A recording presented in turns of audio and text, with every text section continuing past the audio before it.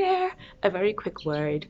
God is for you. He is for you and He is for all of you. His word reminds us that He is the lifter of our heads.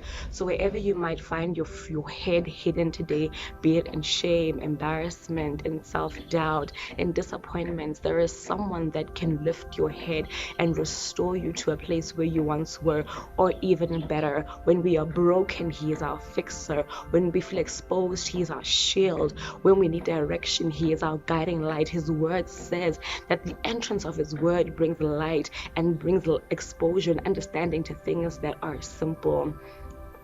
God is for you. Fix your eyes on Him every single day, and it's never too late. You have never done too much for Him to turn His back away from you, and you don't even need to do anything to qualify yourself to be a recipient of His love or His attention. God is for you.